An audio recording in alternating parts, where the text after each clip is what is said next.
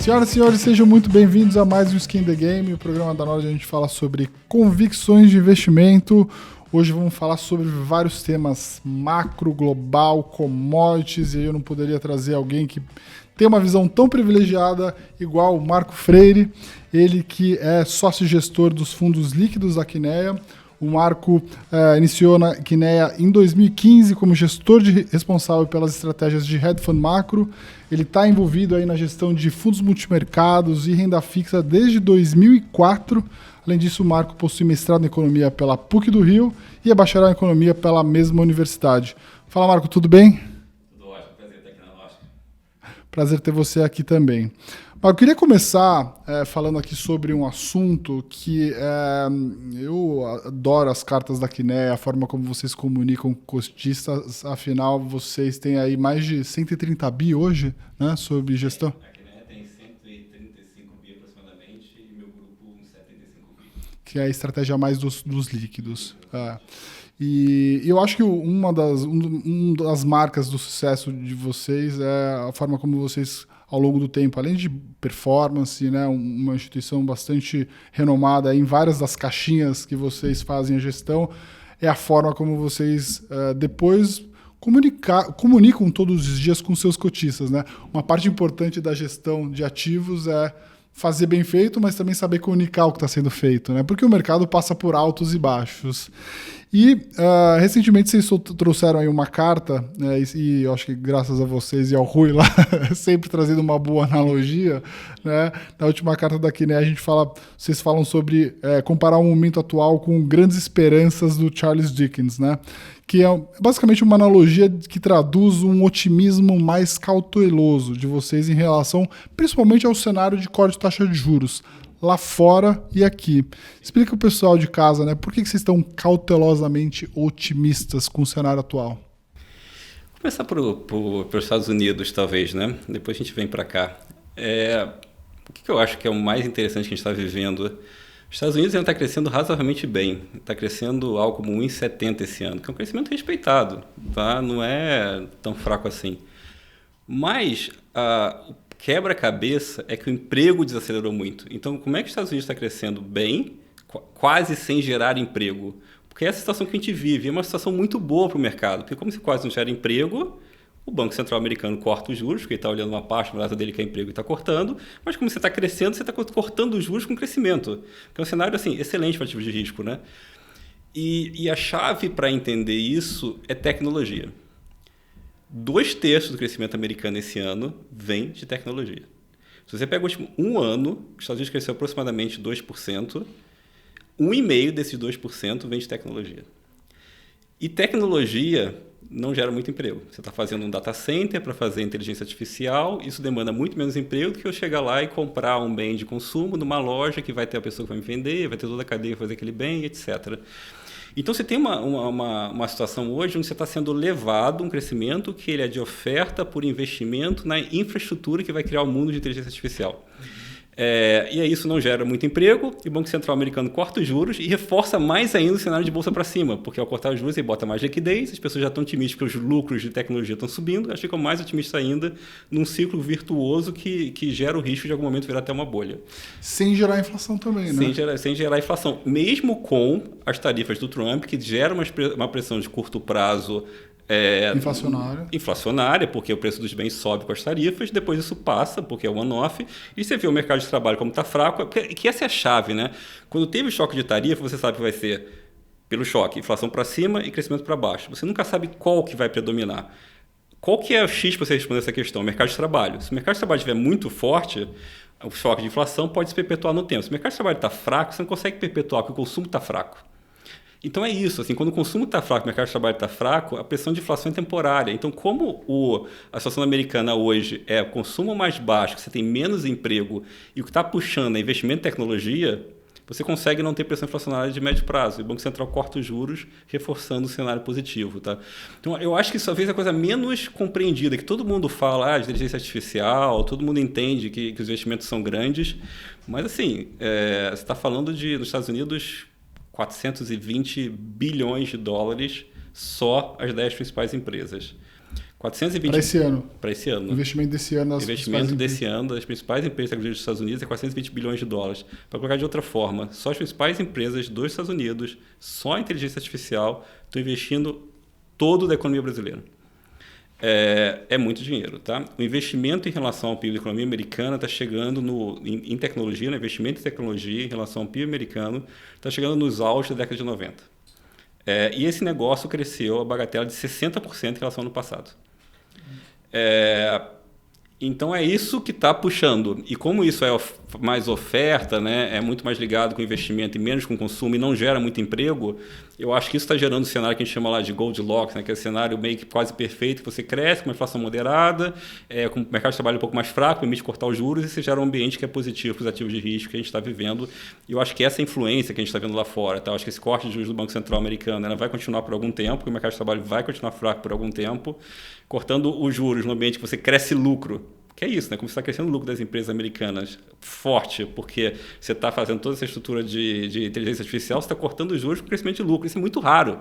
Porque geralmente quando você corta os juros quando a economia está mal. Sim. Quando os lucros estão caindo, a economia está mal. Você cortar os juros com os lucros crescendo duplo dígito é muito raro. É um fenômeno que só esses ganhos de produtividade e investimento que acontecem poucas vezes na história geram. Então, acho que é um pouco dali que vem esse cenário internacional, que eu acho que é bem construtivo assim, para ativos de risco, para você comprar bolsa, etc., e ficar construtivo. Tá? E aí, só para também pegar um pouco do cenário de vocês, o que vocês imaginam que vai ser o ciclo de corte de juros nos Estados Unidos daqui para frente? Né? O mercado aí já está animado, precificando aí cortes para esse ano.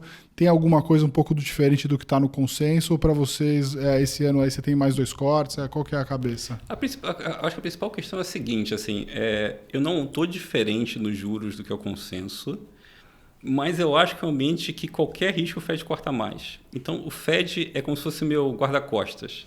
Se o mercado de trabalho está muito fraco, suponha que no mês que vem, vai descobrir semana que vem, por falar a verdade, o mercado de trabalho americano tem um número pior. O Fed vai cortar mais. Vai cortar, em vez de 25, vai cortar 50. Então, e cada vez mais vai jogando mais liquidez no mercado. Num cenário que não é de crescimento muito ruim, isso é de mercado de trabalho muito ruim. Então, é um pouco assim que eu vejo. Tá? A gente não tem posição direta na curva de juros americanos, mas eu acho que o ambiente da curva de juros americana precisa tomar risco em lugares mais vantajosos, como ações americanas ligadas à tecnologia, como ações no Brasil, como juros no Brasil. Eu prefiro muito mais ter juros no Brasil do que eu prefiro ter juros hoje nos Estados Unidos. Eu acho que tem muito mais prêmio para andar aqui. Mas lá fora é importante para me dar essa segurança para tomar o risco nesses outros lugares. Legal. Assim, no final do dia, se as coisas piorarem, o Fed vai ter que correr, né, para cortar mais juros, e aí você traz de novo o ambiente. Ele tem espaço para fazer isso. Então, assim, ou você está crescendo com os juros caindo, que é bom, e se você estiver crescendo menos, ele corta mais. E tem uma outra agenda que política também é importante, né? Dado que você tem uma dívida tão alta lá fora, né? E assim, você tem um câmbio que, no limite ali, o Trump quer e tem falado de um dólar um pouco mais fraco, né? Isso também corrobora, assim, os astros estão se alinhando, né? Assim, para o Fed está ficando, vamos dizer assim, um ambiente que, no pior dos cenários, ele consegue cortar mais juros e ele não, enfim, ajuda, né, a parte econômica. E isso está muito alinhado com o que o próprio Trump quer, né? Como é que você tem essa visão do Trump aí em relação ao quanto desse cenário pode ser favorável mesmo ao que ele busca? Então, o que ele pode fazer, assim, o que é um pouco da influência, como é que o Trump chega a influenciar o câmbio? Ele chega através do Fed. Então, com o canal de transmissão, ele começa a colocar membros no Fed que são mais cortadores de juros, você corta mais juros que você deveria e, consequentemente, você acaba bolhando todos os ativos de risco e depreciando o dólar. Se o Fed cortar muito juros, o dólar fica fraco contra todas as moedas e não tenha dúvida que a bolsa vai subir o ouro, vai subir, enfim, todos os ativos reais da economia. O primeiro meme que ele colocou já chegou chegando. Um dot plot ele já veio assim para mostrar que veio. Então, a primeira nomeação foi uma pessoa que chegou lá e falou: quero cortar 3 de 50 pontos, mas não tinha ninguém próximo disso. E ele criou uma teoria que eu vou te falar, é bastante frágil para tentar justificar isso. É uma teoria que ele fala que, dadas as mudanças do Trump de oferta, coisas relacionadas à mudança de imposto, coisas relacionadas à migração, você tem que ter um juros de equilíbrio muito mais baixo. Ninguém chegou a essa conta dele. E não sei se a pessoa pode virar o substituto do Powell daqui a algum tempo. Ele está indo nessa direção, se candidatando. E aí, depois o Trump colocar mais um membro nessa direção. Então, isso não é um processo, e lembra, teve mais uma membro do Fed que ele tentou tirar. A mulher não tinha nem processo.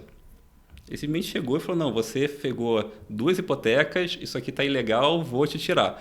Aí ela mostrou que uma hipoteca era uma casa meio de veraneio, assim, que não tinha nada a ver, e falou, pô, mas não tem nem processo contra a minha pessoa, como é que você vai me tirar? Mas ele queria aumentar a influência. Então, assim, o caminho é esse, eu acho, é o caminho onde você bota os juros abaixo do que você deveria, só não é rápido isso. Porque o Fed tem toda uma instituição, tem todo um corpo técnico, tem vários membros do conselho votando, não é trocar um só, mas acho que aos poucos você está nessa direção. Então, você está um pouco reforçando essa tendência de comprar ativos reais, essa tendência de bolsas para cima, essa tendência de dólar fraco. Eu acho que tem uma quebra institucional nos Estados Unidos que nunca vi na minha carreira. Quando sai o dado de mercado de trabalho fraco, você troca o chefe do órgão de estatística no mesmo dia. Não é tradicional isso. Tá?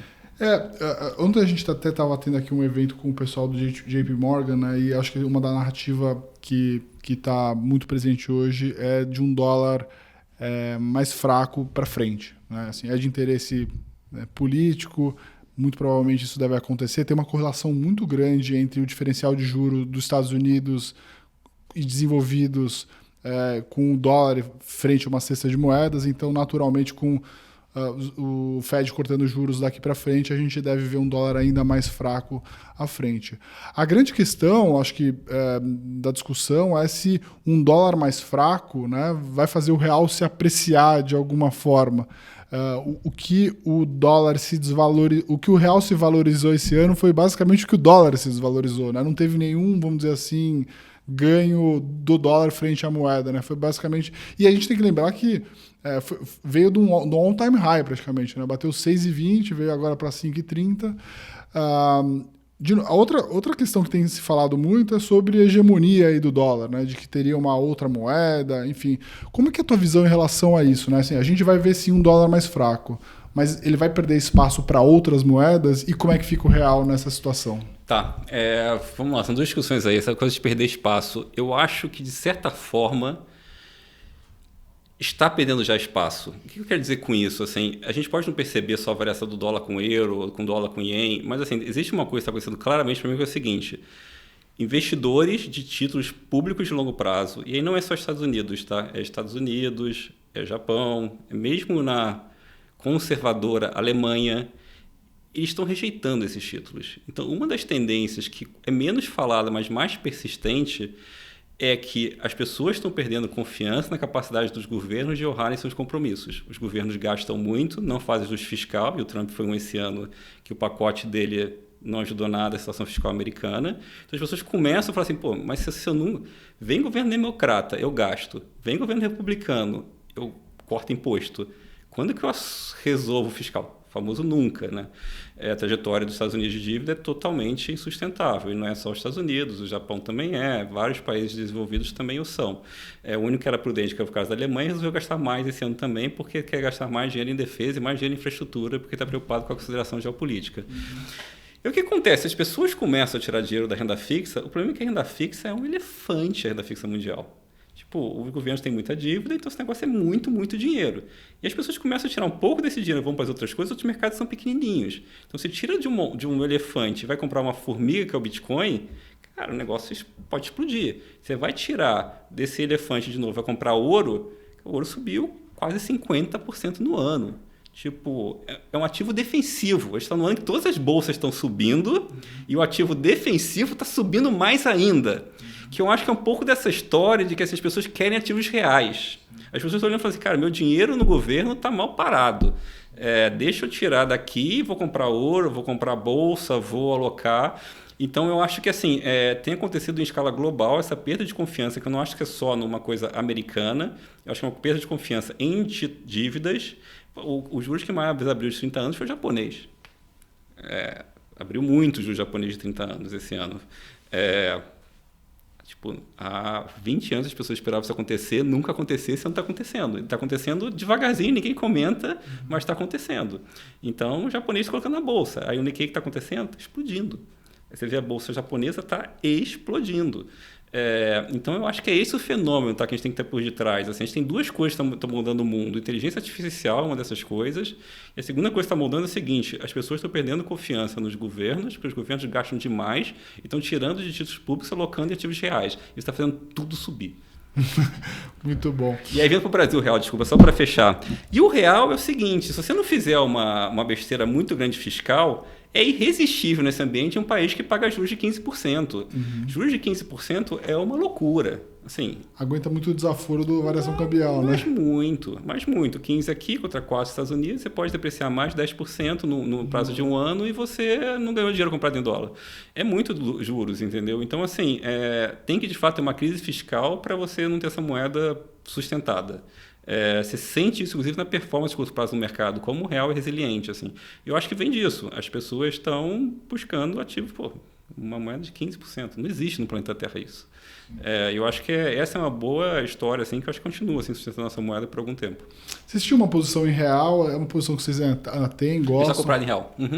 Contra o quê? A gente está comprado em real contra dólar. Contra dólar mesmo. Assim. Hoje a gente tem uma cesta de moedas, tem basicamente o real, o dólar australiano e tem o ien japonês e a coroa da República Tcheca comprado contra o dólar. Tem alguma posição que vocês têm hoje que reflete assim, eu quero me proteger do real, mas eu acho que vai ter um dólar fraco? O que seria uma boa moeda para se defender disso? Quero proteger do real, mas seria um dólar mais forte, você diz. O dólar subindo que vai fazer o dólar subir e o real vai apanhar junto. Né? Quais seriam as moedas para shortear hoje? Né? Nova Zelândia é um candidato. Por quê? Porque é um país que está crescendo muito fraco, cortando muitos juros. Então, assim, é um lugar arriscado, de beta alto, que é um país mais volátil que os Estados Unidos, onde você está botando juros muito baixos. E geralmente a relação é essa, né? Se um país é mais estável, ele tem que ter juros mais baixos e mais volátil juros mais altos. Mas lá é um cara de juros baixo e país volátil. Então, Nova Zelândia é um candidato. Assim. De resto, eu não sortearia o euro. Pode ser, talvez, em algum momento a África do Sul, pode ser um outro candidato para você sortear, não tem hoje. Mas é um cara que a gente acha que o juros vai cair bastante, porque o país não cresce nada há muito tempo, então seria um outro candidato. Mas assim, é difícil. Você vê que eu estou vindo com casos que a maioria das pessoas vão olhar e falar assim, nossa, meio esotérico isso, né? Não é uma coisa trivial, assim, uma grande moeda para você sortear. Mais numa discussão aqui, porque como os gestores de hedge fund, eles têm essa flexibilidade de apostar numa coisa contra a outra, né? No limite, você tem que avaliar aí um pouco da tua condição aí de equilibrar uma posição long com, eventualmente, uma posição short para eliminar o risco aí das moedas, né?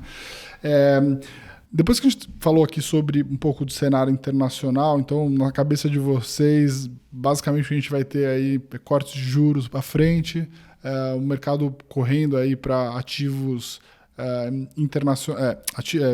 ativos como bolsa, mesmo com bolsas aí no all-time high. Como é que você vê daqui para frente, assim, principalmente essa alocação em bolsa americana, né? Que é uma bolsa que já está batendo... Eu vi um dado que eu achei do low de 2009, eu acho, né? Até hoje, a bolsa multiplicou por 10. Acho que foi uma coisa isso. 660 pontos, foi para agora 6 mil pontos, né? Posso falar de uma outra forma que eu gosto também de ver, assim, desde o evento ChatGPT, desde que o ChatGPT existiu, você gerou 10 trilhões de dólares de market cap em tecnologia nos Estados Unidos. 10 trilhões de dólares é aproximadamente 5 PIBs brasileiros. Desde que eles inventaram o ChatGPT, tem 5 PIBs brasileiros de riqueza gerado ligado à inteligência artificial nos Estados Unidos. É isso. E aí a questão do trilhão é o seguinte, esse negócio de inteligência artificial que está gerando todo esse valor, é bolha ou é real? Boa. Eu acho que essa é a pergunta que a gente se debruça muito, inclusive você estava falando do nosso documento, foi o tema do nosso último que nem Insights. Foi exatamente o que se chama velocidade máxima, analogia com o filme lá do Keanu Reeves, lá de lá atrás. Botar um número disso, tá? Como eu falei, os Estados Unidos investe hoje 400 bilhões de dólares por ano, tá? Em inteligência artificial. Se você coloca isso no prazo de 10 anos e tira a depreciação, isso dá mais ou menos 1 trilhão e 200 bilhões de dólares, tá? De investimento. Se você quer rentabilizar isso, você precisa gerar uma receita de aproximadamente 600 bilhões de dólares por ano. Então a pergunta vira a seguinte, eu vou conseguir ter 600 bilhões de dólares por ano, 600 bilhões de dólares por ano de receita ligado à inteligência artificial? A nossa resposta é que provavelmente sim. E aí eu vou começar bem macro e depois vou tentar tomar uma coisa mais concreta. Por que é o macro? Estudos dos Estados Unidos mostram que 1/4 da mão de obra americana pode ser 100% terceirizado por inteligência artificial. Cara, eu acho isso chocante. 1/4 das pessoas podem ser trocadas por um programa. Olha o impacto que vai ter no mundo nos próximos anos. As pessoas não entenderam ainda.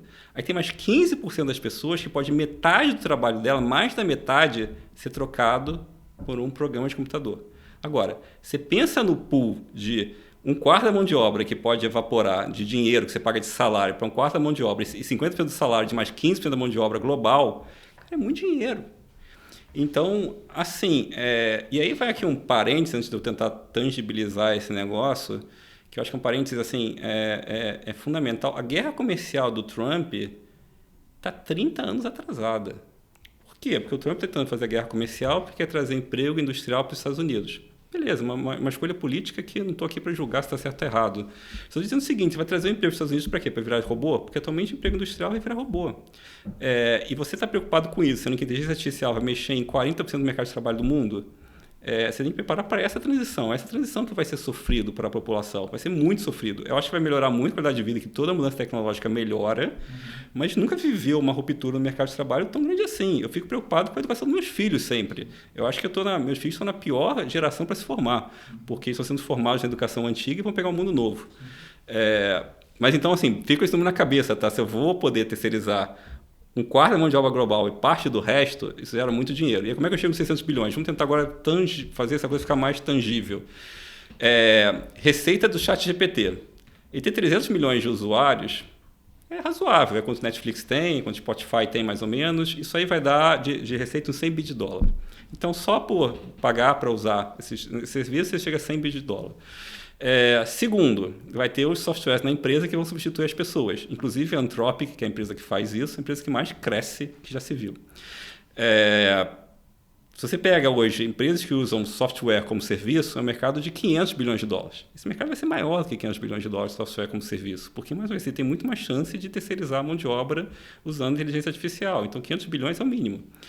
Então, já tem 500, com mais 100, você já chega em 600. E tem mais, porque você vai usar inteligência artificial para fazer compras em marketplace. Então, você vai ganhar um feed marketplace para fazer compra, que você vai chegar no seu programinha e falar, quero comprar uma camisa preta, ele vai ver entrar em todos os sites, Magazine Luiza, Mercado Livre, etc. Vai dizer qual que está mais barato, vai comprar para você e vai ganhar um fizinho. 100 bizinho de dólar fácil nisso. E vai ter marketing também em algum momento, porque assim como o Google lucra 200 bilhões de dólares de marketing, eles vão ganhar dinheiro de marketing também em algum momento. Então, mais um mercado grande. Então, você vê, eu não acho que é bolha, tá? Eu acho de fato que a gente está num negócio que vai mudar o mundo e as pessoas não entenderam qual que é o endgame. Essas empresas estão brigando para ter inteligência artificial geral, AGI. É essa a briga. E só para você ver que essa briga era, inclusive, um motivo de disputa de contrato entre a Microsoft e a OpenAI. Porque quando você chegasse em inteligência artificial geral, você não precisaria mais ter essa parceria das duas. Era essa que tinha mais ou menos na discussão do contrato. Então você vê que estão buscando isso. E qual que é o negócio? Esse negócio é o seguinte, é um computador que é mais inteligente que qualquer ser humano na Terra, e depois tem um computador que é mais inteligente que todos os seres humanos na Terra. É assustador. Assim. Esse negócio não ser ficção científica mais, você está discutindo para 3 a 5 anos, eu acho totalmente assustador. E é por isso que as empresas estão investindo muito, porque como é uma briga que quem ganhar vale muito dinheiro, e eu sempre falo isso, uma boa definição de uma empresa de tecnologia que eu gosto é o seguinte, uma empresa de tecnologia é aquela que pode operar em qualquer profissão. Então, assim, como eu vou poder terceirizar contadores, engenheiros e etc., a empresa de tecnologia vai virar tudo. E o que vai acontecer? O Brasil vai perder mão de obra para pagar dinheiro para essas empresas. Então, uma coisa que a gente sempre chama atenção na Quineia, que eu acho que as pessoas não se tocaram, é o seguinte, pega os próximos 5 anos, qual o percentual do lucro que vem de tecnologia? 150%. Por quê? Porque não só o cara vai pegar todo o lucro crescendo, ele vai tomar mercado de todo mundo. Então, assim, eu acho que a tendência está forte e eu acho que só para em algum momento quando o governo tiver que fazer a intervenção. O governo não parando, as empresas de tecnologia estão cada vez mais poderosas e concentrando mais, porque elas são muito grandes, têm muito dinheiro, investem muito, ninguém consegue competir com elas e vai girando um ciclo positivo sem precedente na história. Que é o diferente até do último ciclo, né, onde as empresas cresciam muito, mas não davam resultado, né? Então elas não tinham, talvez, assim, uma geração de caixa tão forte ao ponto de ela poder fazer o investimento delas. Tem muito caixa. Tem muito caixa. E tem muito caixa, tem uma coisa que elas vão monetizar no curto prazo. que é nuvem. E lembra, todas essas empresas têm sistema de nuvem, onde a gente roda tudo. E aí, quando a gente for fazer um videozinho que a gente quer fazer interessante, que por isso que a Google limita o tempo, porque é muita capacidade de processamento que precisa, você vai usar muita nuvem. Então, toda essa coisa de usar imagem, usar texto e depois usar vídeo, que vai crescer pra caramba, usando inteligência artificial, demanda muito nuvem. Então, essas empresas hoje crescem nesse mercado de nuvem muito e ganham muito dinheiro com isso, tá? Esse é um mercado que a gente acha que pode agregar facilmente 300 bilhões de dólares de receita para essas empresas. É muito dinheiro, tá? Porque vai tudo indo para a nuvem e esses caras são provedores de nuvem no mundo. O Marco está falando aqui, eu só estou pensando enquanto ele está falando assim que talvez eu tenha menos bolsa americana do que eu deveria e menos tecnologia na minha carteira do que eu deveria, né? Porque a pergunta que sempre aparece, né, que todo mundo fala, pô, mas a bolsa já subiu muito lá fora, tá bom, eu sei que tem inteligência artificial, mas, pô, os múltiplos estão muito esticados, é 30 vezes, é 40 vezes, 50 vezes ou até muito mais, né? A NVIDIA já tá falando 4 trilhões, etc e tal, né? Enfim. Eu me lembro da história da discussão de Amazon há 20 anos atrás. Todo mundo achava a Amazon cara e a Amazon só subia, porque era isso. Assim, quando tem uma empresa que está mudando o mercado, ganhando muito market share, às vezes ela perde dinheiro por 20 anos e depois só sobe a ação, porque é isso que o mercado trade de tecnologia. Então, assim, a gente sempre brinca na Kinea, uma discussão com o Rui, eu sempre falo isso também, eu concordo plenamente com ele, que o trabalho do analista não é ver o que está caro e mandar vender. É ver o que está caro, que parece caro, mas na verdade vai se provar barato daqui a alguns anos. E ver o que parece barato, que na verdade vai se provar caro daqui a alguns anos. Então, acho que é um pouco dessa história. Assim, a gente está no meio do movimento que tem muita coisa acontecendo que a gente não viu. E esse negócio daqui a 3 anos, que parece caro hoje, pode não ser. A gente acha que não vai ser, porque vai gerar muita receita. Óbvio, tem risco, mas hoje, é curioso, que assim, um dos riscos em algum momento eu tentar melhorar os meus modelos e meus modelos pararem de melhorar. Eu boto mais capacidade computacional, em vez de eu chegar no modelo melhor de inteligência artificial, esse modelo fica meio igual ao passado. Hoje não parece ser o caso. Assim, você vê todos os grandes titãs de tecnologia do mundo, eles são bem convictos que cada vez mais que botam computação, eles vão ter modelos melhores. Então, uma das maiores barreiras é a energia. Porque eu vou botar mais... Assim, cada modelo novo gasta... Assim, a diferença é gigante. Você vê o modelo de Deep Research, o modelo original, por exemplo, da OpenAI, é 100 vezes mais capacidade computacional. É loucura. Então, cada vez mais capacidade computacional... Assim, é importante ter uma perspectiva. Assim, às vezes eu gosto de postar imagem para ter perspectiva. Tem data center que é quase o tamanho da de Manhattan. Tá? É mais da metade da de Manhattan, data center. Um data center. Assim, são coisas gigantes que a gente está discutindo. Tá? Então, o que eles vão precisar? Eles vão precisar nos próximos 5 anos de energia igual uma Eletrobras. 5 anos só para data center, você precisa de uma Eletrobras. Sendo que olha o tamanho do Brasil e as capacidades hidrológicas que o Brasil tem. Vai ser muito difícil eles fazerem isso. Então, um tema que a gente tem investido em inteligência artificial, que na verdade é um derivado, é comprar empresas de energia nos Estados Unidos. Porque vai ser muito demandado e vai faltar. É até legal falar um pouco aqui, né? A Kinea, eu sou muito fã do que eles fazem do ponto de vista das cartas, mas assim, aquele quadro onde vocês mostram, né, as posições, é muito fácil de entender como está a cabeça de vocês. Basicamente, se eu pudesse traduzir toda a nossa conversa aqui, né, e a gente vai ainda falar sobre outros temas que estão aqui, né, por esse quadrinho que eu estou olhando, tudo que a gente falou assim, inteligência artificial e tecnologia ainda está muito longe de ter atingido o topo do ponto de vista de impacto na sociedade. E vocês têm uma posição aí em semicondutores, né, via TSMC e NVIDIA, contra Intel. E vocês têm uma posição grande aí em Meta, Microsoft, Amazon versus Apple. Né? Então, e essas três que a gente está comprando são os caras que vão crescer na nuvem. Sim. Exatamente. Você pega e eletrificação. E a eletrificação, que é o que eu estou falando da energia. Então, explica um pouco como estão essas teses. Né? A gente falou um pouco aqui de cenário macro, né? Tá apostando em inteligência artificial, crescimento de tecnologia, e o pessoal vai ter que ter energia para financiar tudo. Então vamos lá, onde que a gente investe? Eu posso investir em várias coisas nessa cadeia. Então tem uma grande hyperscalers americanos, que são essas empresas como a Microsoft que tem nuvem, que é a Amazon que tem nuvem. Então a Amazon já nem olha mais o business de varejo. A gente olha, óbvio, mas assim, não é o foco. O foco é como é que vai crescer o crescimento de nuvem. Então essas empresas a gente está posicionado porque acho que nuvem vai continuar crescendo muito por os próximos anos e daí vai vir receita. Tá? Então por isso essa tese comprada em empresas como a Amazon e Microsoft. Outra coisa, eu posso fazer quem produz os chips. Se eu vou fazer data center, eu precisar de muitos chips, só tem uma empresa no mundo que produz chip, que é a tal da TSMC, que é a empresa mais importante do planeta, na minha opinião, que é uma empresa de Taiwan, que é o motivo porque Taiwan é tão central na discussão de geopolítica. Porque eu não posso abrir mão desse chip que só essa empresa sabe fazer. O Trump está fazendo de tudo para essa empresa começar a produzir nos Estados Unidos. E por isso ele está tentando reavivar a Intel. Então, TSMC, que é quem vai produzir esses chips e vai ganhar dinheiro com isso. Posso ter quem faz o desenho dos chips, que é a NVIDIA. E posso ter a parte de eletricidade, que é quem vai... Eletricidade, aí tem mais coisa, vai precisar de gás também, porque você vai precisar de energia, você vai precisar transportar gás e construir gasoduto. Então, posso ter a parte da construção da infraestrutura, que tem energia e tem gasoduto para você colocar. Tudo isso a gente está investindo numa carteira que é razoavelmente diversificada de nomes, mas que tem essa tese por detrás de inteligência artificial.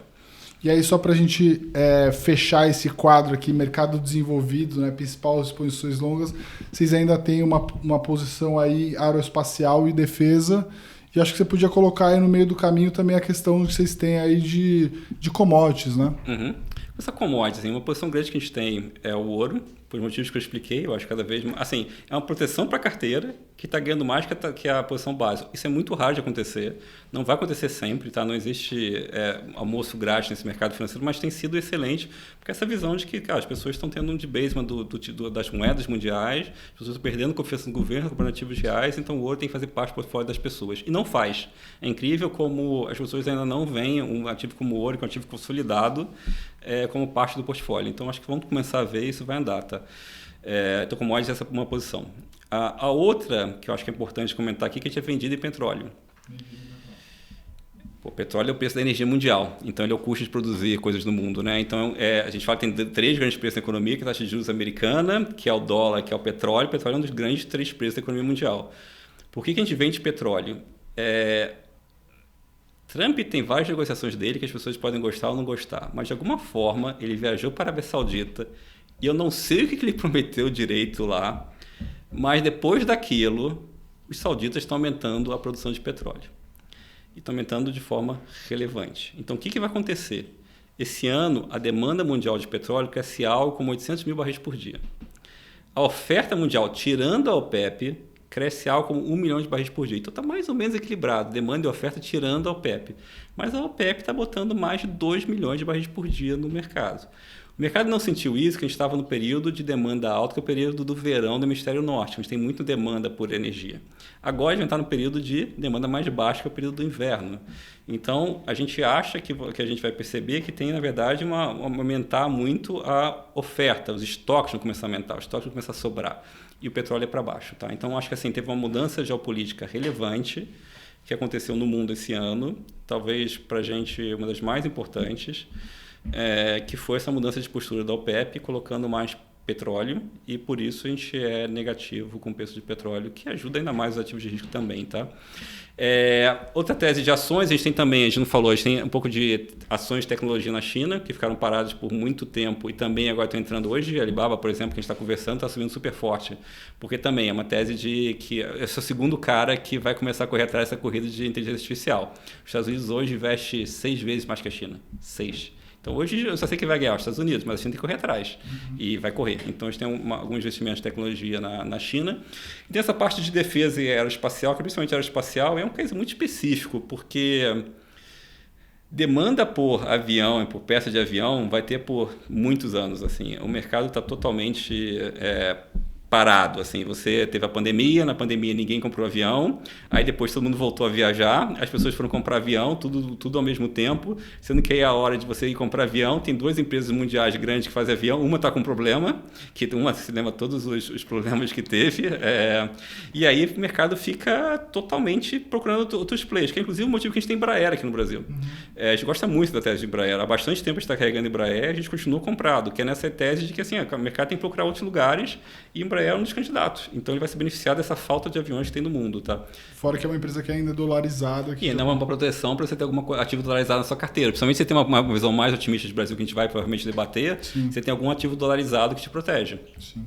Não, muito legal. E, de novo, deixar aqui para o pessoal convidar para se inscrever lá nas cartas da Quiné, seguir as redes sociais, o trabalho deles é espetacular. Você pode concordar ou discordar com as teses, mas é sempre bom você ter, né, ler e ver e tirar suas próprias conclusões, né, convicções.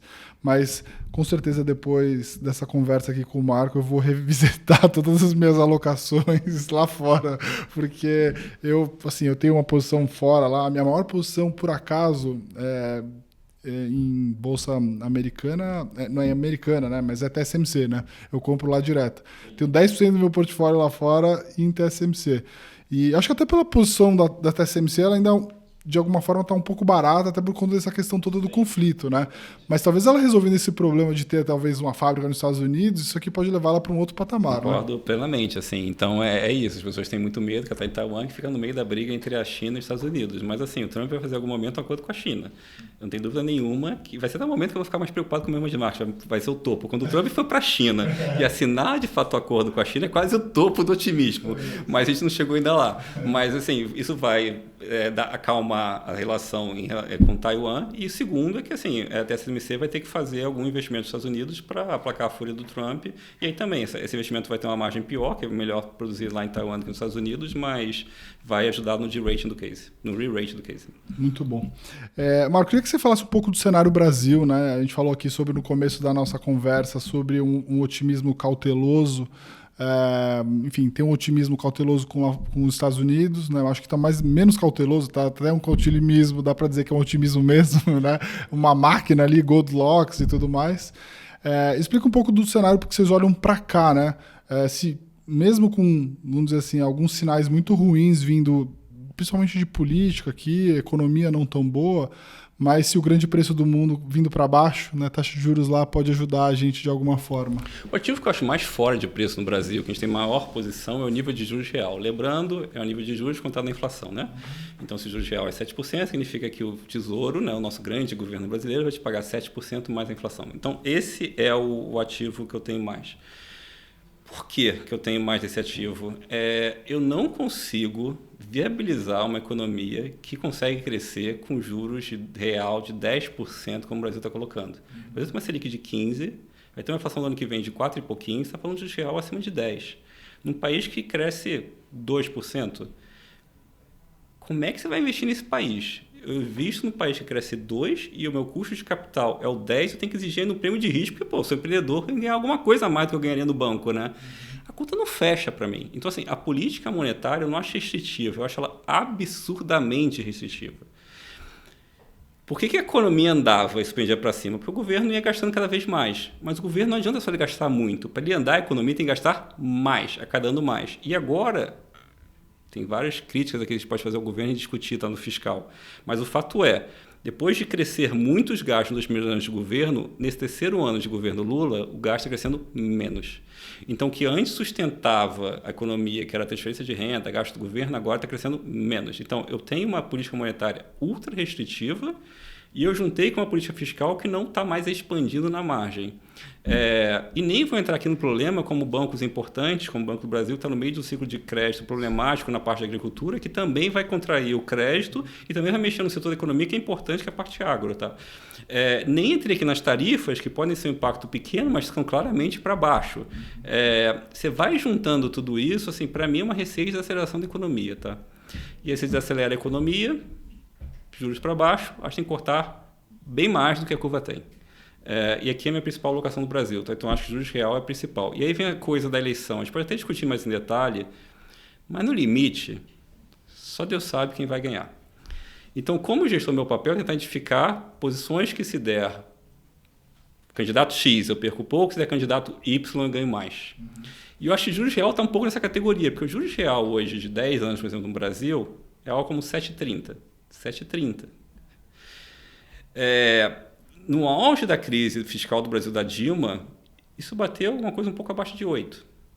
Então, assim, você tem alguma coisa para perder se o Brasil desandar no fiscal? Tem, mas eu acho que ele é muito menos que tem para ganhar se a gente tiver um candidato, seja ele quem for, que em 2027 vai arrumar a casa do fiscal. Porque se arrumar a casa do fiscal, isso pode ir para 5. Então, assim, o ratio de quanto tem para fechar, para quanto tem para subir é muito menor. E nós que eu estou falando isso tudo no juros real, porque na inflação isso não é tão óbvio. Porque como a inflação já caiu muito esse ano, está precificado no mercado, se você tiver um candidato que vai gastar muito e gastar geralmente a inflação, tem bastante para subir também. Já tem para cair no candidato bom, mas tem para subir no candidato ruim também. Eu acho o juros real mais assimétrico, tá? Então é isso, tá? A principal visão nossa é que o juros real vai cair. A Bolsa Brasileira, na parte doméstica, é quase um derivado disso, porque é isso que mexe a gente, e daí que vem nosso otimismo. Tá? Sim. Só a gente falando aqui um pouco sobre juro, né? Assim, por que o juro tão alto ainda não teve um reflexo mais imediato? Né? Assim, eu sei que a política monetária tem algum lag, né? Mas dado tudo que a gente está falando aqui, esse impacto já deveria ter sido visto de alguma forma. Eu acho que são duas coisas. Fiscal, como eu estava falando, o governo gastava muito. O governo cresceu o gasto 7% ao ano acima de inflação, foi muito dinheiro. E segundo falou que ajudou esse ano foi uma grande produção agropecuária. Então, você pega o PIB desse ano, que foi o primeiro trimestre, que foi maravilhoso, ele explodiu porque a produção agro vem muito forte, mas o agro também vai desacelerar, que está com problema de crédito. Então, acho que foi esses dois fatores. Mas você olha na ponta, os dados dos últimos meses estão ruins. Você pega as sondagens, que é o dado mais... A gente fala muito de sondagem no mercado porque é o dado mais atualizado, né? Que às vezes os dados da economia real demoram para sair. Então você vê a sondagem, vê lá, a sondagem dos consumidores, vê a sondagem da indústria, você vê a sondagem da construção. Você faz um bem bolado desses dados para tentar chegar ao que eles estão indicando para a PIB, eles estão indicando próximo de zero. Então, assim, já teve uma perda de confiança, já teve uma desaceleração nos dados. Tipo, os dados dos últimos meses já estão mais fracos e eu acho que a tendência é nessa direção. Pode melhorar um pouco ano que vem, porque o fiscal vai ser um pouquinho mais frouxo, tem reforma de imposto de renda que vai ajudar a economia, e geralmente estados e municípios gastam um pouco mais em ano eleitoral, então isso vai ajudar um pouco, mas não acho que muda a tendência de desaceleração de forma relevante. Tá? Acho que o Brasil vai desacelerar. Não existe moto contínua, assim. Eu não consigo ver a economia, assim, não sei se você gasta muito fiscal, eu não consigo ver a economia andando com juros real nesse patamar. E você acha que dá para ter algum tipo de surpresa em corte de juros até um pouco antes da hora do que o mercado está precificando? Ou você está mais junto com o consenso, achando que provavelmente a gente não tem corte esse ano, começa lá no primeiro trimestre do ano que vem? A verdade é que essa é uma pergunta que eu acho muito difícil, porque ela depende muito da função de reação do Galípolo e do Banco Central. Eles podem querer manter os juros apertados por mais tempo, que nem o Ilan fez lá atrás, para desinflacionar a economia e depois cortar mais rápido. Ou eles podem cortar um pouco mais cedo e cortar mais devagar. Eu não sei qual vai ser a escolha deles. Tá? Por enquanto, eles estão nessa linha de segurar por mais tempo. O que eu acho importante é o seguinte, quando o Brasil cortar não vai ser 2,5 pontos, porque 2,5 pontos você cai de 15 de Selic para 12,5. Com inflação, vamos botar 4,5, a gente é de 8 ainda. Não dá. Então, assim, o que eu tenho convicção a gente vai cortar mais do que os 2,5. Se vai ser um pouco mais cedo, um pouco mais atrasado, eu não sei. Assim, eu estou meio que no consenso que o primeiro trimestre parece uma boa data para começar. Legal.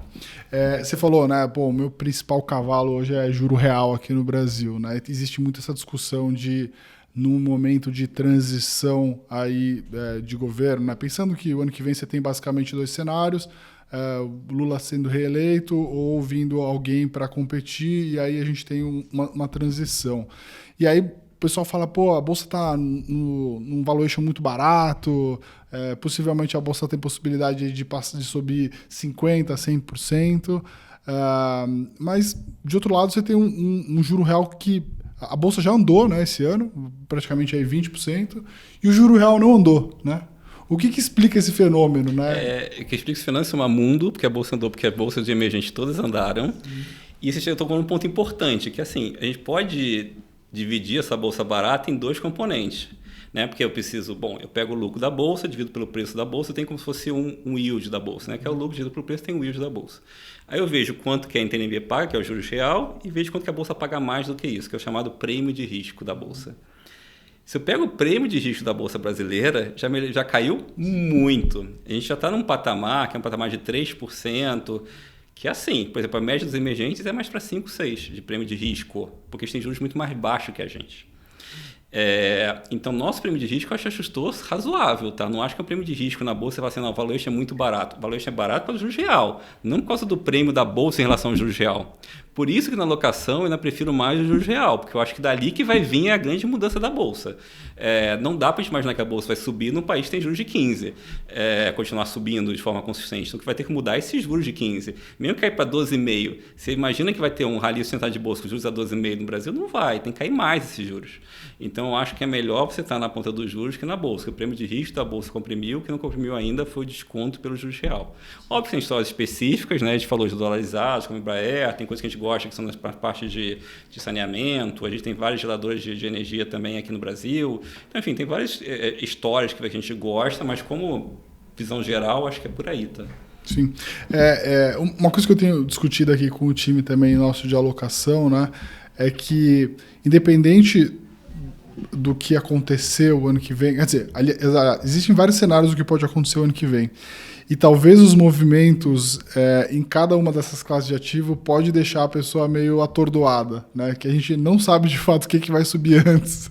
Mas a verdade é que esse ano, né, o cenário para classes de ativo de risco melhorou muito, né? Então a bolsa subiu porque todos os emergentes subiram. O real se apreciou, porque todas as moedas se apreciaram frente ao dólar, né? E a NTNB deixou todo mundo aí a ver navios, né? Assim, o Banco Central está botando essa Selic a 15. Então, eu acho que é ali que está um negócio que está mais assimétrico para a eleição. Exatamente isso, você descreveu bem. Essa sua descrição mostra duas coisas. Primeiro, que a gente tem que sempre influenciar na internacional, porque influencia demais. Porque lembra, todo mundo estava pessimista com o Brasil. Que o cenário internacional levou a gente junto. E dois, que de fato o ativo parece atrasado, para mim, é os juros. Eu também estou com você nessa. Vamos falar um pouco das posições long aqui no Brasil, né? Como que vocês hoje, ao longo desses últimos tempos, né, têm oscilado, vocês têm muita flexibilidade de estar mais comprado, mais vendido, ou mais neutro, vamos dizer assim, né? Hoje, né, pensando que o fundo tem essa flexibilidade de eventualmente tomar mais risco ou tomar até um risco direcionado ali, escolher single names e estar mais defensivo no ponto de vista do direcionamento, como está a cabeça, né? Os single names a gente tem aqui, acho que vale a pena até ser falado um pouco dos cases, mas em termos de exposição, né, que mostra um pouco até da convicção do gestor. Isso, eu penso disso daí, eu não penso bolsa separado, eu penso bolsa mais juros mais real, que é o meu risco ao Brasil. Se eu pego o meu risco ao Brasil total, hoje dá um pouco menos que 50% do risco do fundo. Essa é a maior alocação de Brasil que a gente teve nos últimos muitos anos. A gente chegou a estar, passou um bom tempo com mais de 75% do risco lá fora. Então, isso mostra que a gente está construtivo com o Brasil, principalmente no mercado de juros, como eu descrevi. Então, a posição em bolsa ela é ok, não acho grande, mas a posição total em Brasil, bolsa mais juros mais moeda, ela é relevante. E ainda assim mais no juro, né? O que vocês gostam aqui? Eu lembro de olhar em vários momentos a posição de vocês em Brasil e vejo que alguns cases vocês carregam já há muito tempo, né? Muito provavelmente aqui Equatorial, Sabesp. Hoje, assim, o que são as principais convicções em termos de ativos brasileiros aqui na Bolsa especificamente? Basicamente, utilidades públicas, que é energia e saneamento. Você vai ver construtoras de baixa renda, a gente sempre gosta disso, e vai ver Embraer. Eu acho que, e alguma coisa de banco, principalmente BTG. Para dar nome aqui. Eu não gosto muito de dar nome, mas sim, vamos dar alguns. Essa mais ou menos a história, tá, que a gente gosta de Brasil. Então, você vê que no mercado doméstico a gente evita o quê? As varejistas. Porque a gente está vendo um cenário que vai piorar a receita dessas empresas e a aceleração da economia daqui para frente. Tá? Então, de modo geral, a gente não quer surfar qualquer melhor de Brasil pelas varejistas, que os lucros delas vão estar sob mais dúvida da aceleração da economia. A gente prefere banco de investimento, a gente prefere players de juros que são muito ligados à energia e saneamento, e a Casa Sabesp é um caso clássico disso. E construção civil de baixa renda, assim, o governo está dando muito dinheiro para isso. Então, essas empresas, assim, elas estão nadando de braçada. Então, cases como Tenda, como Cury, assim, a gente gosta porque é isso. É uma vitrine do governo, Minha Casa Minha Vida. As discussões são sempre de cada vez aumentar mais e não diminuir. No tamanho do programa, as empresas estão fazendo muito dinheiro. Tem a MRV também, a gente acha que é o que o cavalo ficou para trás, a gente acha que começar a andar também. Já deu uma melhorada recentemente, mas ficou para trás das outras. E é isso.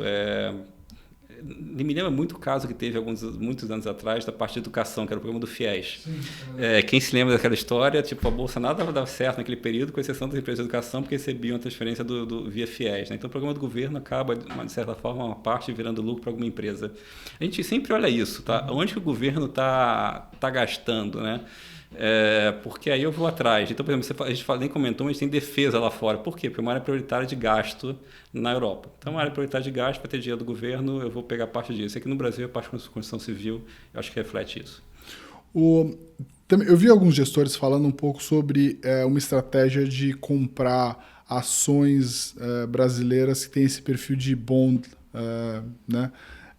E aí eu comecei a me perguntar, né, se assim, se comprar empresas que são bond-likes, né, empresas utilities, né, empresas de concessão, etc., que basicamente você consegue fazer uma conta de chegada que ela negocia a NTNB mais um yield, né, Eletrobras, outro dia eu vi, a Eletrobras está negociando a IPCA mais 12, assim por diante, né?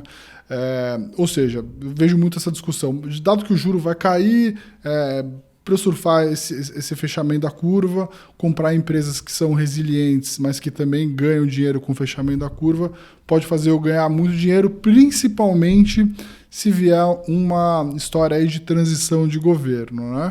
Aí eu fiz essa provocação, falei assim, mas eu acho que se de fato acontecer algum cenário de transição de governo, na verdade eu acho que essas empresas podem ficar até para trás. Porque é nesses momentos que o high beta surfa muito melhor. Talvez até as empresas de varejo e outras coisas que a gente está falando aqui, né? Como é que fica a cabeça do gestor nesse momento, né? Dado que a gente está aí ficando numa janela um pouco mais curta aí do que chegando às eleições. As eleições, né? Bom, posso dar opinião um pouco sobre a eleição, né? Porque é esse terreno aqui minado, assim, que eu vou ter que me locomover. Sim, o que eu acho de eleição? Tá aí eu falo um pouco de bolsa. Eu acho que a gente tem que partir do pressuposto, assim, que primeiro, que vai ter volatilidade até o dia da eleição, porque qualquer eleição no Brasil é segundo turno e é 52-48 para algum lado. Então, quem tiver esse jogo não vai ter certeza até o dia que você for lá e sair às urnas, tá? Então, prepare-se para muita volatilidade no ano que vem por muito tempo, que vai ser isso que você vai ter que passar, tá? Esse é o primeiro comentário meio óbvio, mas muito importante para preparar o psicológico, né? Dito isso, eu acho que a direita dessa vez é como favorito. Alguns motivos, tá? Assim, primeiro motivo direto. Se você pega a popularidade hoje do presidente Lula, ele está com um líquido de aprovação e reprovação que dá uns -5. -6, -7, dependendo da pesquisa. Ele tem que estar no mínimo a +5 para ele virar favorito. Então, o tempo joga contra o presidente. O presidente precisa melhorar a aprovação dele em uns 10 pontos para ele chegar com 50% de probabilidade de ganhar a eleição. Ele pode subir? Pode, vai ter reforma do imposto de renda, que é popular. O PT sabe fazer muito bem propaganda, mas assim, o tempo corre contra ele. Então, esse é o primeiro motivo, que é quase matemático, tá? O segundo motivo é o seguinte, a eleição no Brasil, todas, com exceção de presidente, foram para a direita. Se você pega o Congresso que foi eleito com Lula, é um Congresso mais à direita. Você pega governador, é mais à direita. Você pega prefeito, recentemente, é mais à direita. A única eleição que de fato deu esquerda foi presidente, porque era muito a ver que presidente tem a ver com personalidade, tem a ver com rejeição. E o ex-presidente Bolsonaro está com uma rejeição muito alta por causa da pandemia e todos os assuntos que teve de polêmicos por detrás, tá? Então, assim, o Brasil está indo para a direita. E o Brasil está indo para a direita por dois fenômenos. Primeiro, que na rede social a direita consegue um alcance maior. Então, se qualquer pessoa que tem filho vê como ele é criado num ambiente diferente do que eu fui criado, quase de ideologia mesmo. E segundo, porque o país está virando evangélico, cada vez mais forte esse movimento evangélico, e evangélico 75% não vota no PT. Então, esse movimento está fazendo o país virar mais de direita. Então, a eleição do Lula foi quase um outlier, né? Uma coisa fora da curva. Tá? Então, por isso, acho que também favorece a direita. E o que vai acontecer? E aí acho que vai ser importante a gente saber o candidato. O presidente Lula não foi eleito em relação ao Haddad, que a eleição anterior foi do Haddad, porque ele teve mais votos no Nordeste. O PT meio que bateu no topo do Nordeste. Ele foi eleito porque teve mais votos no Sudeste, classe média e alta de Sudeste. E aí, se o candidato for uma pessoa como Tarcísio, vai ser bem mais difícil você gerar essa rejeição nessa camada da população, tá? Então, assim, mais uma vez, é brigado. O presidente Lula sempre vai ser competitivo, a eleição vai ser dura, mas se eu fosse arriscar, a probabilidade é maior da direita do que a esquerda. Mas, principalmente como gestor, eu quero mais um payoff maior na direita do que eu quero perder na esquerda. Eu acho que o juros real me traz isso, tá? E o que eu estou pegando na bolsa nesse sentido é o que você falou. Se eu for para coisas como as elétricas, basicamente tem que ver o prêmio em relação ao juros real. Se esse prêmio estiver bom, ela é melhor que o juros real, se não, ela é pior. Hoje não é muito especial esse prêmio em relação ao juros real, tá? Então a gente tem alguns casos específicos que a gente gosta, como o Sabesp, mas de modo geral, prefiro mesmo estar nos juros. O que a gente tem é alguma coisa de bancos. É isso, assim. Eu acho que bancos é um cara que está fazendo dinheiro, é um cara que navega bem em cenário de juros alto. E se vier uma mudança eleitoral, acho que ele anda bem. Então, que aí tem aumento de múltiplo, né? Hoje a bolsa vai negociar num outro múltiplo, né? Ganha dinheiro nesse cenário com juro alto e se vier uma transição, você tem expansão de múltiplo também, né? Exatamente. Você não carrega um curto prazo que o operacional está tão difícil como tem em várias empresas do setor, por exemplo, de varejo. E, assim, alguma proteção, assim, alguma coisa que você fica perguntando hoje, pô, aqui, assim, dado esse cenário todo, nisso aqui que eu estou hoje, dado o nível de incerteza do mercado, gosto de me estar protegido e nesse tipo de ativo? É difícil, assim, o que eu estou tentando fazer é ficar mais nos juros, como eu falei, eu estou repetindo isso muito, porque, assim, eu acho os juros mais protegido. Os juros têm volatilidade no dia a dia, mas eu acho que no limite, assim... Muito difícil a Selic ficar 15% por mais tempo. Nunca aconteceu no Brasil, vai. Se você achar que o juros vai ficar 12,5%, depois vai voltar a subir para 13%, 14%, é uma coisa que, assim, não tem muito precedente. Vai ter que ver uma coisa muito, muito ruim, tá? Então, eu acho ele mais protegido mesmo se vier um governo do... Assim, não estou falando que vai ser fácil, tá? Porque se o governo Lula vier, pelo menos inicialmente, o mercado vai estar preocupado. Mas eu acho que ele é mais protegido. Então, acho que começa por aí, vendo aonde que eu tenho menos para perder. Eu acho que a principal proteção hoje talvez seja essa, porque é difícil achar uma proteção natural. Então, primeiro, você vai ter menos a perder. Segundo, você começa a olhar ativo a ativo, ver onde tem mais assimetria. Eu acho que hoje seria comprar inflação. Não tenho ainda, porque eu estou ansioso que a inflação vai surpreender para baixo no curto prazo, mas eu começo a olhar o nível de preço, pode ser uma proteção interessante para a eleição do ano que vem. Por quê? Porque o Brasil que tem problema fiscal, e o Brasil tem problema fiscal... Se você não faz o dever de casa, isso vira inflação. Então, é ali que eu acho que vai andar. Então, se fosse ir para um caminho, seria esse. Tá? O dólar, que é a proteção que a maioria das pessoas gosta, eu acho complicado que o cenário global de dólar fraco e os juros no Brasil está muito alto. Então, eu acho que... E assim, não dá para falar mesmo no 5,30 que a moeda está cara. Não está. Então, você está comprando um ativo que não é caro, que o carrego dele, por causa dos juros, é muito custoso no ambiente de dólar fraco. Então, não acho uma boa opção. Boa.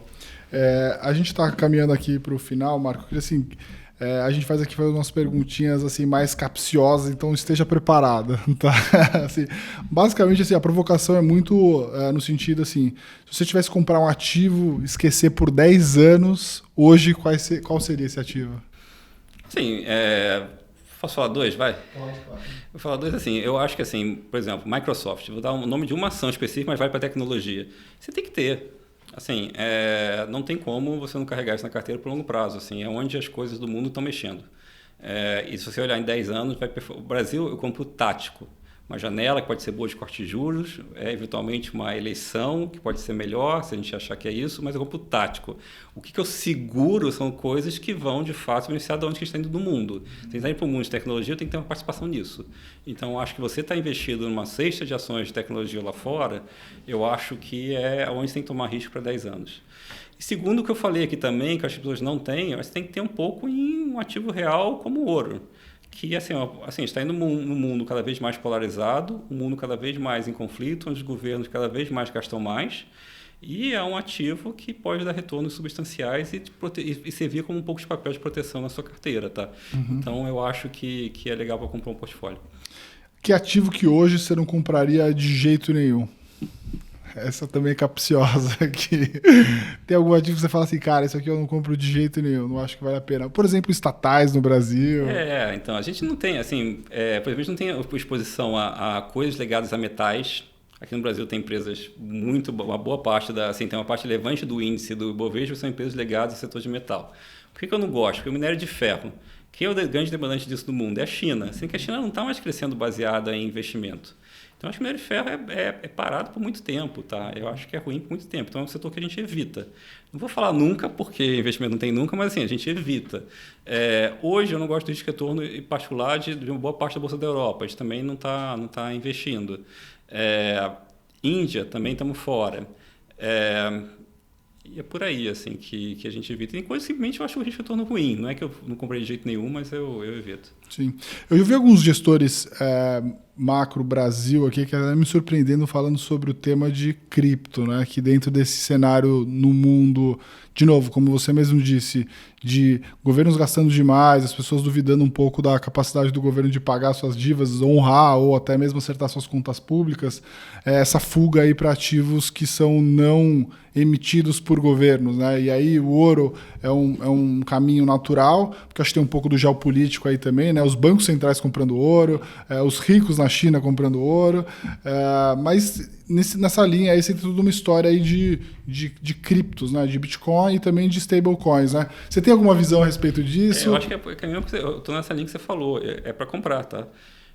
Estruturalmente é para estar comprado, porque qual que é todo o call de cripto? Não qual que... Eu acho que durante algum tempo o pessoal de cripto tentou nos mostrar que tinham aplicações. Até hoje essas aplicações não foram importantes, ou pelo menos não maturaram de forma relevante. Tá? Tem algumas aplicações, mas de modo geral a tecnologia não se provou ainda transformacional. Mas existe um papel ali de uma segunda moeda que o pessoal de tecnologia gosta, que já está bastante aceita, e todo caso qual que é todo o caso do Bitcoin? Mais pessoas vão guardar seu dinheiro no Bitcoin. É isso. Você pode contar uma história complicada, mas de modo geral é isso. É uma moeda e cada vez mais as pessoas vão buscá-la em detrimento de outras moedas, que é o ambiente que a gente está vivendo. Então, assim, quando você começa a discutir o Banco Central americano perdendo na margem de independência, quando você começa a discutir juros mais baixos no mundo, a Europa já está 2, os Estados Unidos está caindo para o nível de Portland de 3, quando você começa a discutir governos que gastam mais do que tem... Uma geopolítica bem difícil, que você não sabe qual moeda que você vai segurar, né? Exatamente. Eu acho que tudo leva a um caminho que é um ativo para você ter no longo prazo. Muito bom. Eu tenho, acho que, a cabeça bem parecida com você em alguns sentidos aqui, porque eu acho que no limite, assim, existe uma tese do mundo secular de que acho que no Brasil você não tem essas empresas, né, listadas, ou pelo menos com a facilidade de você comprar através de negócios listados com muita liquidez, que é basicamente comprar a Bolsa Americana e escolher ali os cavalos. Eu digo que a próxima NVIDIA não está nem no S&P, talvez, né? Ela vai aparecer lá com 1%, 2% e 3%, e daqui a pouco ela vai virar uma das Mag 8, talvez, ou até mesmo uma das Max 7 e vai deixar de existir, né? E o Brasil, obviamente, você tem muito essa questão de ter grandes oportunidades, mas assim, né, num vento contrário muito ruim, né, na maioria das vezes. Né? Acho que o Brasil ele te dá muita oportunidade, mas é aquela coisa que você sabe que talvez o vento é contra. A maior parte do tempo do vento contra, é melhor você às vezes ficar mais leve e aproveitar o tático do que... Concordo. E assim, uma forma de pensar é o seguinte, num país que ao longo dos anos só aumentou o gasto público e consequentemente teve que aumentar a tributação e consequentemente teve juros altos, foi um país que beneficiou quem estava na renda fixa em detrimento do empreendedor. Então, por isso que o Brasil foi um país difícil para quem é da Bolsa, porque se o governo cada vez aumenta o papel na economia, e você tem juros altos e tributos mais altos, e você só sobe tributo, difícil ser empreendedor, né, no país. Então, assim, difícil você estar bem na Bolsa. Então, o que eu falo para as pessoas muito assim, de modo geral, renda fixa mais no Brasil, porque o Brasil é o país da renda fixa, quem te paga IPCA mais 7% no título do governo é ninguém. E lá fora você toma seu risco. O empreendedor é lá fora, lá que está as mudanças no mundo e lá que está o ambiente propício a tomar risco. Assim, obviamente, isso é estrutural. Tem casos onde o Brasil vai se dar bem, vai ter uma janela muito boa, acho que pode até estar entrando num caso desse, tá? Mas estrutural é isso. E faz sentido até de alocação de risco da pessoa, né? Porque qual que é o maior risco para qualquer pessoa, eu acho? É perder o próprio emprego. E quando você perde o próprio emprego, quando a sua economia está mal, é maior, onde aumenta essa chance de perder emprego. E nesse cenário, se você está dinheiro na Bolsa Brasileira, você vai estar perdendo também. Você quer que sua poupança te proteja. Então, até por motivo de diversificação de risco, a pessoa tem muito risco naturalmente dentro do país, que é onde está a renda dela, é onde está o negócio dela, a empresa que ela trabalha. Então, faz sentido até para isso, você botar essa parte de risco da sua poupança um pouco lá para fora. Numa outra moeda que também te protege, né, no final do dia, né? Muito bom. Marco, queria te agradecer aí de novo pela tua aula, como sempre. Eu fico aqui sempre que quando você está falando, às vezes eu fico pensando se eu preciso rever todas as minhas alocações, mas eu acho que isso tem muito a ver com né, o sucesso todo da Kinea, hoje ser uma das maiores casas aí de gestão de recursos, onde a gente aqui acompanha o trabalho e é investidor aí de vários fundos da casa há muito tempo. Parabenizar aí pelo trabalho. E, enfim, deixar aqui os últimos segundos a tempo para você passar uma mensagem. Também aproveitar para pedir para o pessoal se inscrever lá no YouTube de vocês, no Instagram, receber as cartas. Escreve lá no site da Kinea para receber as cartas. Sempre vale a pena para quem gosta mais entender sobre investimentos. Mas deixar aí os minutos finais para você passar um recado pessoal da tua visão. Só agradecer. Um prazer estar aqui. Foi muito legal a conversa. E é isso. Você fez a nossa propaganda, que eu agradeço. A gente fez uma escolha na empresa que era a seguinte. A gente quis ser bem transparente com o que a gente está fazendo, o que significa que a gente vai errar em público, o que nunca é fácil, porque não todas as teses, várias das teses vão acabar dando errado, é do business que a gente vive, do negócio que a gente vive, mas a gente prefere ser transparente para as pessoas ganharem confiança no que a gente está fazendo, porque a gente acha que gerir dinheiro é um negócio de confiança. Então, por isso que a gente fez todo esse esforço nos últimos anos e, eu acho que vale, pessoa que gosta do mercado, quer acompanhar, saber o que a gente está fazendo com o dinheiro, quer ver as discussões, entra lá no nosso site, tem um blog, tem o YouTube, tem o Instagram, que a gente vai estar compartilhando isso. E é isso, então uma batalha aí diária para superar o CDI de 15%. Eu acho que tem oportunidade. Mas, saímos daqui, eu acho que todos que ouviram, saímos daqui um pouco mais otimista, né? Tem oportunidade, sim.